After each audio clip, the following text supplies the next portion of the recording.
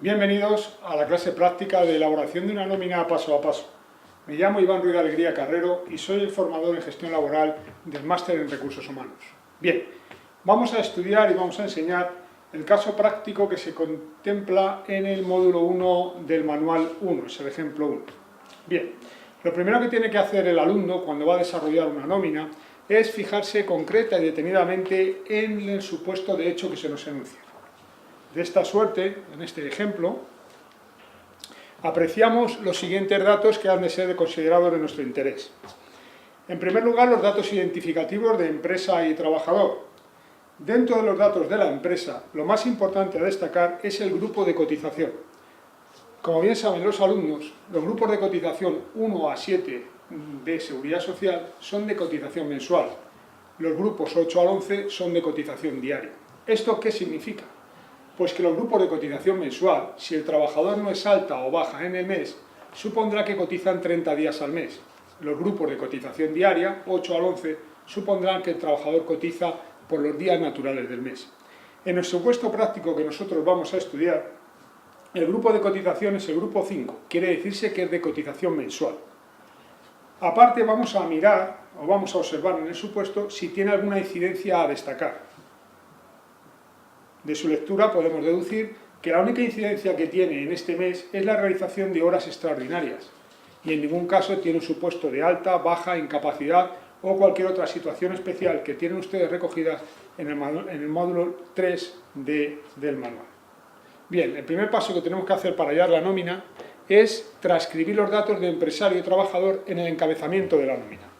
Sería cumplimentar datos de empresa y trabajador. Bueno, los datos del trabajador, como ven ustedes, los tenemos a la derecha de la nómina. ¿Qué datos tenemos significativos? Bueno, lo más señalable es el número de afiliación a la Seguridad Social, es decir, ese número que es único y vitalicio y que se concede al trabajador para sus relaciones con la Seguridad Social. El NIF, dense cuenta que el trabajador siempre tiene que ser persona física insustituible. Y el grupo de cotización, que en nuestro caso es el número 5. Por el lado de la empresa, lo más destacable es el domicilio, en el cual habrá de constar el domicilio del centro de trabajo, que en muchas ocasiones puede coincidir con el domicilio fiscal o social, y el código cuenta de cotización, es decir, el número que la Tesorería General de la Seguridad Social señala a la empresa para sus relaciones con esta. Una vez cumplimentados los datos de empresa y trabajador, el segundo paso que tenemos que hacer para elaborar la nómina es hallar los devengos.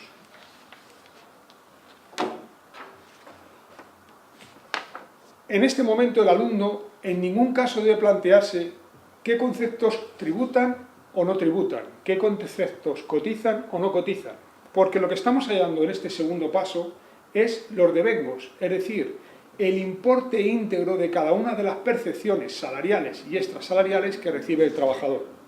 En nuestro supuesto, al no tener incidencia durante el mes, transcribiremos los conceptos de la siguiente manera. Salario base, 841,42, íntegro. Antigüedad, 126,21, íntegro. Plus convenio, 174,29. Horas extraordinarias, 120,20. Y por último una percepción extrasalarial que es el plus transporte, 36,06. Recalco, y es muy importante a la hora de elaborar una nómina y que el alumno no se llame a confusión, que en este momento no hay que pensar lo que cotiza o lo que no cotiza, lo que tributa o lo que no tributa. Estamos hallando el salario bruto del trabajador o el total devengado. Bien, pues la suma de todos esos conceptos nos acaban dando un total devengado de 1.298,18 euros. Una vez que ya tenemos hallado los devengos de la nómina, el siguiente paso, el tercer paso de nuestra nómina, va a ser hallar las bases de cotización y de tributación a la agencia tributaria. Bien. En este apartado debemos empezar a hallar lo que son las distintas bases sobre las cuales luego vamos a aplicar el tipo que al final va a acabar resultando la cuota a ingresar. La primera base que pueden ustedes apreciar en el pie de la nómina es la base de cotización por contingencia común. ¿Y qué es esto de la contingencia común? Los trabajadores y empresarios cotizan a las contingencias comunes, es decir, a hechos que no tienen que ver con el desarrollo en sí del trabajo, pero que tienen cubiertos. Por ejemplo, contingencias comunes serán la maternidad, la jubilación, la enfermedad común o el accidente no laboral. Pues bien, tenemos que hallar esa base de contingencias comunes para después aplicar los tipos de cotización vigentes y comprobar la cuota a ingresar del trabajador, que va a ser la que le vamos a detraer de la nómina. Pues bien, en este momento pasaríamos a trasladar de los devengos aquellas partes que cotizan a la Seguridad Social, de tal suerte que haríamos la siguiente operación.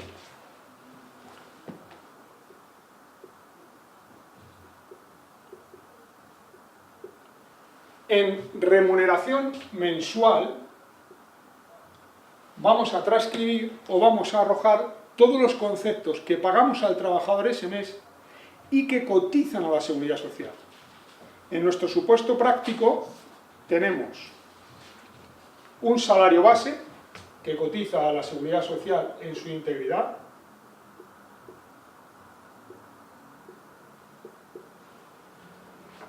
Tenemos un complemento personal de antigüedad, que también cotiza íntegramente a la Seguridad Social.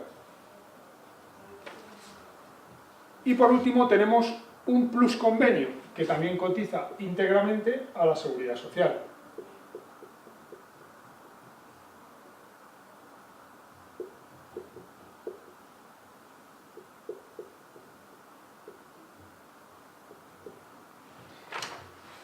Pueden apreciar ustedes que en los devengos tenemos las horas extraordinarias, pero hemos de indicar que las horas extraordinarias, aunque son un complemento salarial de cantidad, por la legislación vigente no se incluyen en la base de contingencias comunes y sí forman parte de las profesionales.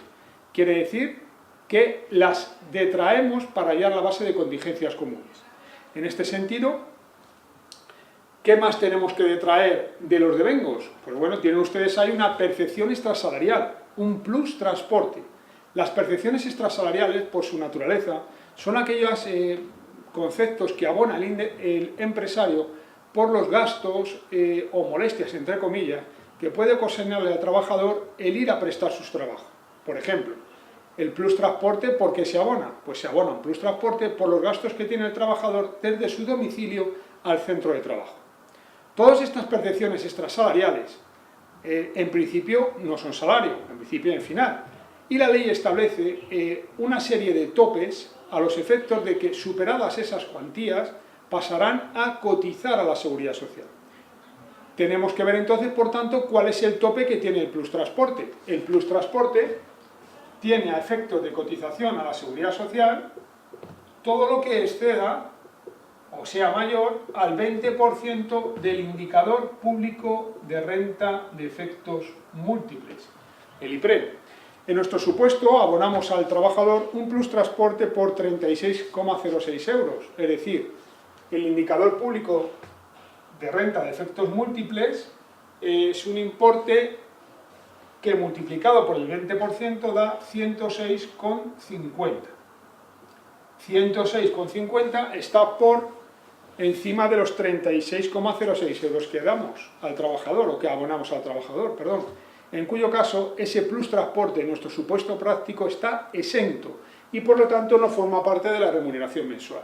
Bien, una vez hallados los conceptos que abonamos al trabajador y que cotizan en ese mes, comprobará el alumno que el siguiente concepto que nos piden para hallar la base de contingencias comunes es la prorrata de pagas extraordinarias. ¿Y qué es esto de la prorrata de pagas extraordinarias? Todos los trabajadores tienen derecho, como mínimo, según el Estatuto de los Trabajadores, a 2 pagas extraordinarias al año, cuyo devengo, en principio, aunque no lo fija el Estatuto, es anual. ¿Qué quiere decir esto? Las pagas extraordinarias son complementos salariales de devengo superior al mes. Quiere decirse que un trabajador cobrará su paga íntegra cuando haya trabajado en la empresa al menos un año. De tal suerte que la paga de Navidad se genera con carácter general del 1 de enero de cada año al 31 de diciembre y la paga de verano con carácter general también del 1 de julio del año en curso al 30 de junio del año siguiente. Nuestro trabajador en el supuesto práctico tiene dos pagas extraordinarias de devengo anual. ¿De qué importe? El importe de las pagas extraordinarias de nuestro trabajador es de salario base, antigüedad y plus convenio. Es decir, para hacer el prorrateo de pagas, haríamos salario base, antigüedad y plus convenio. La suma de estos conceptos, que es cada una de las pagas, lo multiplicaríamos por 2. Y como la cotización del trabajador es mensual y la retribución es mensual, el importe de las dos pagas lo dividiríamos por los 12 meses que tiene el año. De tal manera que el importe de prorrata de pagas asciende a 190,32 euros. Esto quiere decir que el trabajador por cada mes de trabajo está generando una 12ª parte de cada una de sus pagas. Y como la cotización a la Seguridad Social tiene carácter mensual, no nos permite cotizar todo un año en un único mes, la Seguridad Social nos obliga a ir cotizando por aquella parte de las pagas que vamos generando. Pues bien, una vez que hemos obtenido la remuneración mensual y la prorrata de pagas, sumaremos los dos conceptos.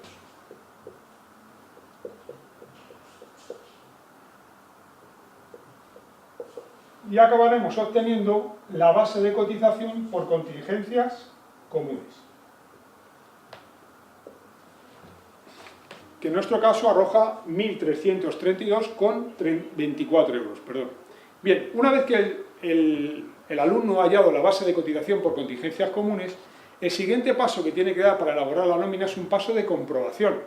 Tiene que acudir a los grupos de cotización por contingencias comunes, recuerden que son 11 grupos de cotización, y comprobar si la base del trabajador se encuentra entre la base máxima de cotización y la base mínima de cotización por contingencias comunes.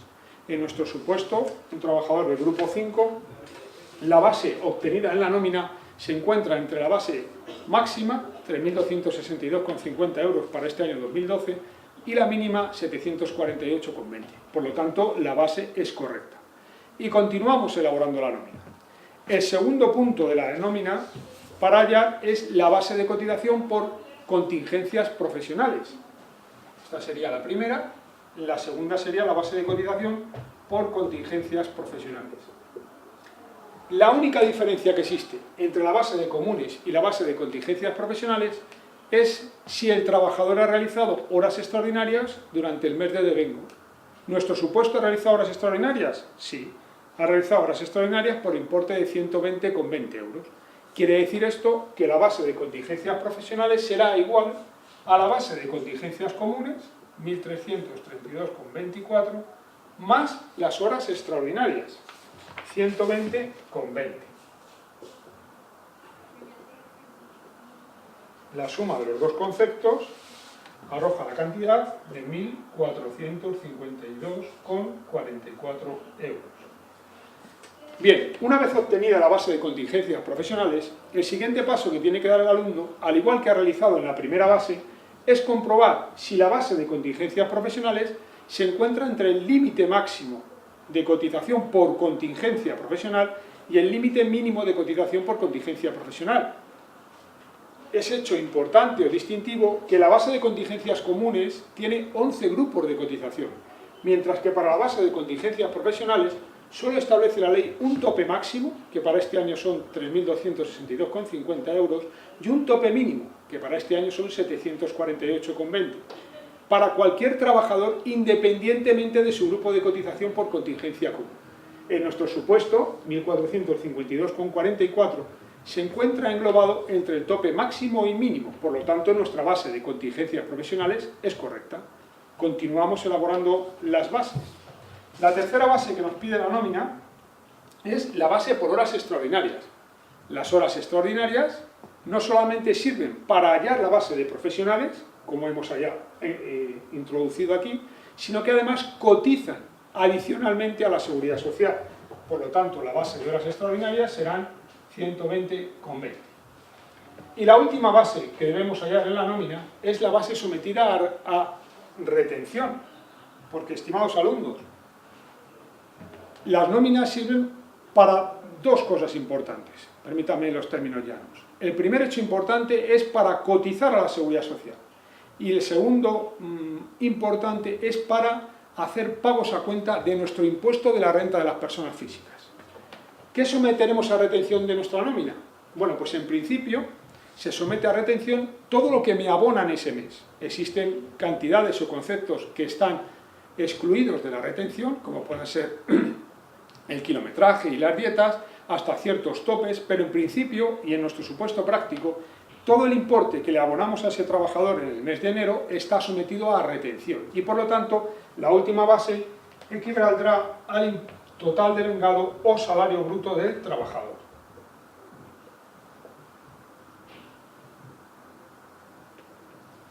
Bien, una vez halladas las bases de cotización, el último paso que nos queda para hallar la nómina o terminar la nómina sería las deducciones.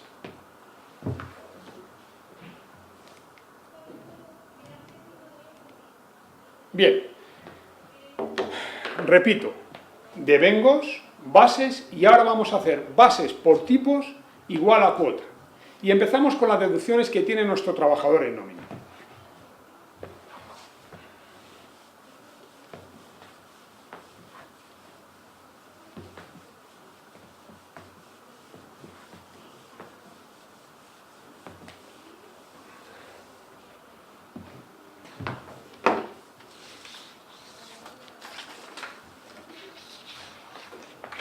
La primera deducción que tiene el trabajador en nómina es la deducción por contingencias comunes.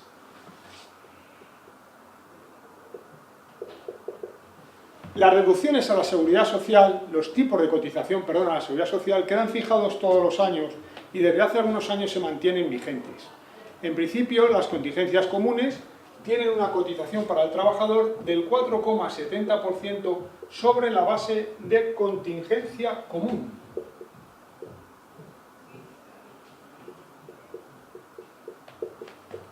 Lo que arroja una cuota de 62,62 euros.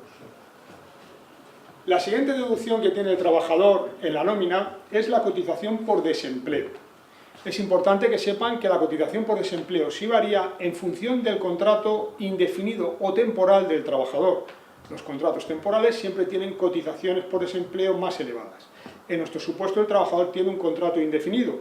Por lo tanto, la cotización por desempleo del trabajador es del 1,55% sobre la base de contingencias profesionales, lo que arroja una cuota de 22,51 euros. La siguiente cotización que tiene el trabajador es la cotización por formación profesional. La cotización por formación profesional se aplica sobre la base de profesionales. Un tipo del 0,10% sobre 1.452,44, lo que arroja una cuota de 1,45 euros. Como el trabajador ha realizado horas extraordinarias y las horas extraordinarias tienen una cotización adicional a la Seguridad Social, debemos cotizar por las horas extraordinarias, que en este caso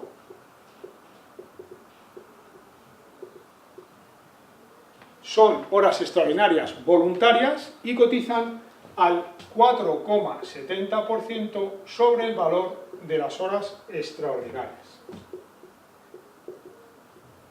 arrojando una cuota de 5,65 euros. Pues bien, hasta aquí serían las aportaciones a la Seguridad Social y en ese sentido aconsejo siempre al alumno que realice las nóminas conforme nos va detallando el recibo oficial de salarios. Verán que pone total aportaciones, es decir, la cantidad que se va a destinar a la Tesorería General de la Seguridad Social. Una cosa es que la Tesorería General de la Seguridad Social recaude las cuotas y otra cosa es que luego detraiga cuotas a favor del desempleo y a favor de la formación profesional, que son conceptos de recaudación conjunta, es decir, se recaudan a través de la Tesorería General de la Seguridad Social, pero en sí no son seguridad social. Hecho este pequeño matiz, Continuamos con las deducciones del trabajador. La siguiente deducción es el tipo impositivo, el impuesto de la renta de las personas físicas. Pues bien, en el supuesto práctico nos indican que el tipo de retención es de un 11%, el cual habrá sido calculado teniendo en cuenta las circunstancias personales del contribuyente y su retribución íntegra anual o sus rendimientos anuales. En base a esas dos circunstancias habrá obtenido un 11% de retención, por lo tanto, IRPF 11% sobre la base sometida a retención, que equivale al total de vengado, arrojando un ingreso a cuenta o una cuota de 142,80. Pues bueno, ahora sí que tenemos que sumar las dos partidas, seguridad social e impuesto de la renta de las personas físicas, viendo un total a deducir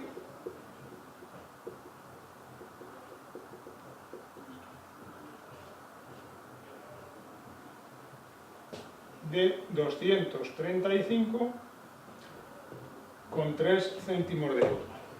Bueno, ¿qué nos falta por terminar en la nómina? Al total de vengado de la nómina, es decir, a la cantidad que ese trabajador cobra ese mes, a 1.298,18, le tenemos que restar el total de deducciones, obteniendo con ello el líquido total a percibir o salario neto del trabajador. Líquido a percibir